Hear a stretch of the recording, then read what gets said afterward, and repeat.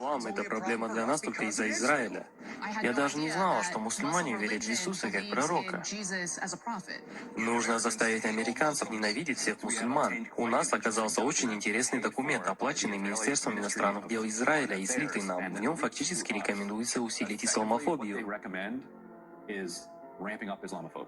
Манипулировать американцами так, чтобы они ненавидели и боялись мусульман. Тогда правительству США будет проще помогать израильтянам убивать палестинцев и забирать их имущество. В этом все и заключается.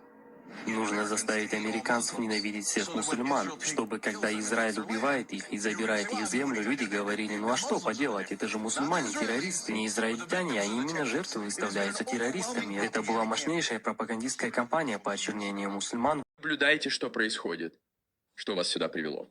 Мы хотим, чтобы наши дети могли вырасти в той же Америке, в которой вырос я, в белой христианской стране.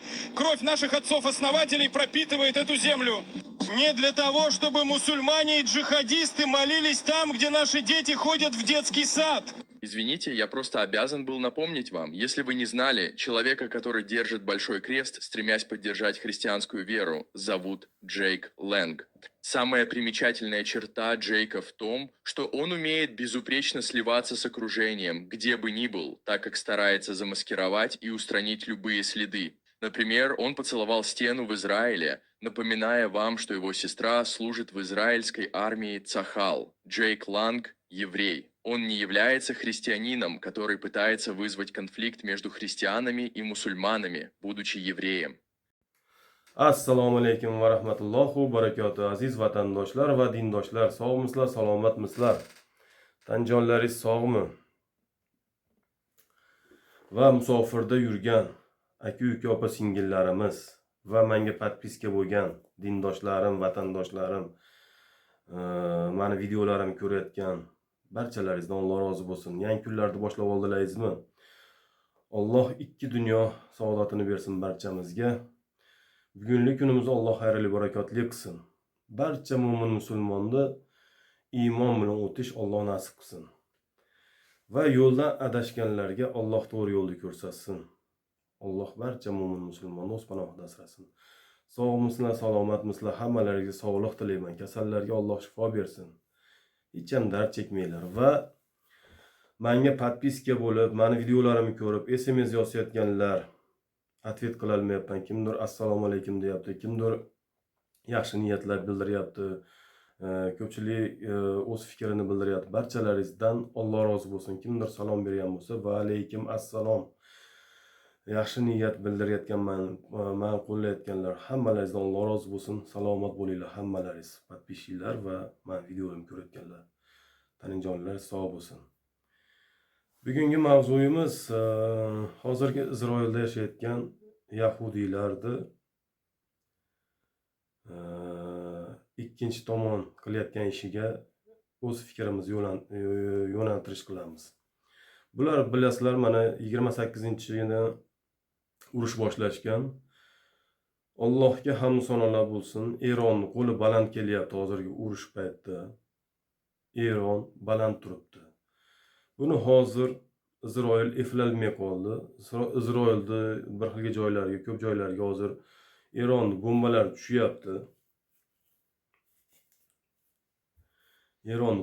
tushyapti.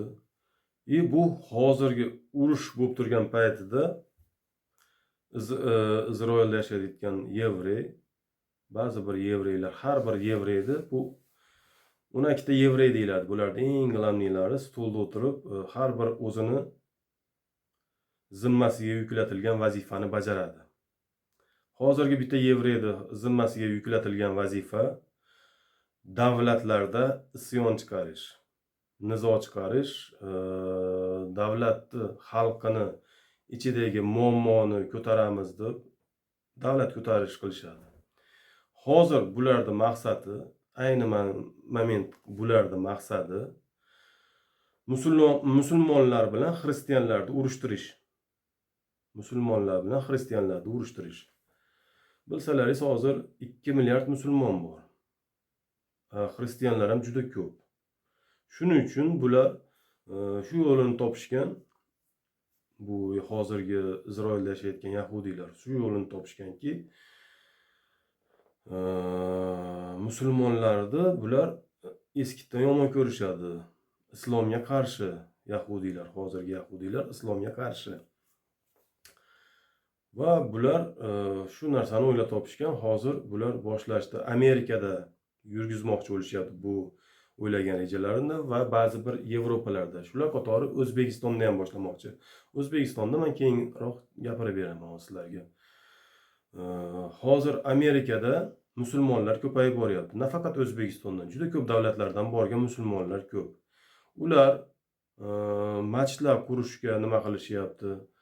Harakat qilishyapti. Allohga hamd sanolar bo'lsin. Alloh kuch-quvvat bersin Amerikadagi musulmonlarga ham. Bularni yo'qotishga harakat qilishyapti yevreylar. Hozir sizlar maqtagan o'sha ko'pchilik maqtab chiqyapti. Mana musulmon gubernatorda, musulmon hokimda ko'pchilik tushunmay maqtab chiqyapti. Uni aslida yevreylar sayladi. Emini u saylangan joyda 3 dan 2 qism xalq yevreylarda tashkil qiladi. Yevreylar yashaydi. Yevreylar unga islom niqobini kiygizishdi va stolga o'tkazishdi. Gubernator qilib saylashdi. Uni musulmonlar tushunmay, hozir uni qo'l-qo'l bunga sherik bo'lishyapti. U ko'chalarda yurib, hali namoz o'qishda billa nima qilib ko'rsatyapti. Keyin ro'zadorlar oldida yurib islomni o'zicha qo'llagandek bo'lyapti. Aslida uni ishi boshqa ish. Uni ham bo'yniga yuklatilgan boshqa vazifasi bor. Shu orqali u oxiri musulmonlarni bitta tupikka tiqmoqchi bo'ladi. Shundan o'ta hushyor bo'linglar, xursand bo'lmanglar. Amerikada gubernator musulmon saylandi. U yevrey, katta yevrey bo'ladi. Hozir isyon boshlamoqchi bo'lganlar Amerikada shu videoyimni boshida sizlarga ikkita videoni qo'yib qo'yaman. O'shani tez o'tkazib olmaysizlar-da, sekin tushunib borasizlar. Rus tilida bo'lgan tarjimasi rus tilida bo'lgan. Yevreylar qanchalik harakat qilmoqchi bo'lyapti. Xristianlar bilan musulmonlarni urushtirmoqchi bo'lyapti hozirgi yevreylar. Shuna qilib turib, musulmonni o'zlaricha yo'q qilmoqchi bo'lishyapti. Bilasizlar, yer yuzida musulmonlar ham ko'p, xristianlar ham ko'p. O'shaning uchun bu ikkita dinni urushtirmoqchi bo'lyapti bular. Yevreylar, hozirgi Isroilda yashayotgan yevreylar. Ham aqda Eronga qarshi urush bo'lyapti, ham ba'dan уже ichki siyosatni ham yurgizishyapti. Shuning uchun o'ta hushyor bo'lasizlar. Mana yevreylarni telekanallarda tarqayotgan bo'xtonlarga ishonib qolmanglar. Bu bo'xtonlarni birinchi telekanallar dunyoda tarqatadigan bu yevreylar kanalida ko'p aytaman. Bundan O'zbekistonning kanallari, Qirg'iziston, Tojikiston, Qozog'iston hamma kanallar olib ko'rsatadi. Yolg'on, bidiyat, bo'xtonlar ketadi hamma kanallarda. Uni ataylab qilishmaydi. Prosta ular bilmaydi, yevreylarni yolg'on bidiyatlari tarqayotganini bilishmaydi. Shunga qarab hammalaringiz ishonib qolmanglar. Hozir mana Amerikada boshlamoqchi bo'lishyapti, musulmonlarni yo'q qilishga harakat qilishmoqda va ba'zi bir Yevropalarda. Shunaqa bo'xtonlarga ishonib qolmanglar. Xristianlar bilan musulmonlarni bular juda qattiq urushtirmoqchi bo'lishyapti. Bilasizlar, Rossiyada ruslar hammasi xristian. Batta musulmonlar ham juda ko'p.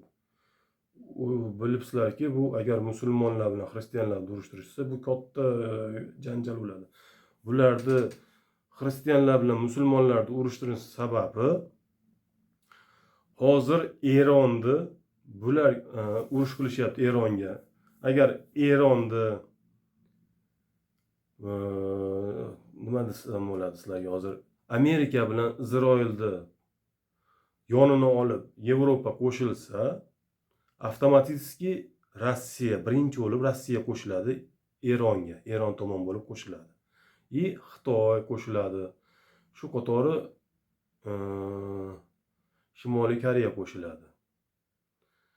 Shimoliy Koreya ham ko'rsatib qo'ydi. Ikkita bomba otdi kecha. 3 o'mlik bombadan ikkita otdi. Isroilga ogohlantirish berdi. Kecha 3 o'mli bomba otdi. Uni men qo'ya olmayman, chunki bloklab qo'yishadi. U video ham turibdi menda, qo'ya olmayman. Shuning uchun shu Rossiya poddeshka qilmasin Eronni degan maqsadda xristianlar bilan musulmonlarni urushtirmoqchi bo'lishyapti. Bunaqa provokatorlarga berilib qolmaylar. Bu noto'g'ri agitatsiya. Misol uchun birorta xristian chiqib islomni yomonlasa, ishonib qolmaylar. Bu hozir Yahudiy, bu Isroilda turgan Yahudiylarni o'ylab topgan rejalari. O'shaning uchun bu narsalarga ishonib qolmaylar. Xristian bizni so'kiyapti yoki xristian dini deb bizni yomonlayapti degan narsalarga ishonib qolmaylar hech qachon. Bu hozirgi politika, ichki nizo, davlatlar ichidagi chiqaradigan nizosi bo'ladi. Shuning uchun o'ta hushyor bo'linglar. Har bitta televideniyada ko'rayotgan narsangizga berilib ishonib qolmang. Aziz vatandoshlarim va dindoshlarim, hammalaringizga sog'lik tilayman, salomat bo'linglar. Kasallarga Alloh shifo bersin. Hech ham dard chekmanglar. Hamisha Alloh panohida bo'laylik. Alloh o'zi qo'llasin har bir mo'min musulmonni va har bir musulmon davlatini Alloh o'zi qo'llasin. Bu hozirgi yevreylarni o'ylagan rejasini Alloh amalga oshirtirmasin. Hamisha sog' bo'linglar, salomat bo'linglar. Menga podpis qo'yganlar, meni videomni ko'rayotganlar, hammalaringiz sog' bo'linglar. Dard chekmanglar hech ham. Alloh hammalaringizga kuch-quvvat bersin. Hammalaringizni Alloh uchun yaxshi ko'raman. Assalomu alaykum.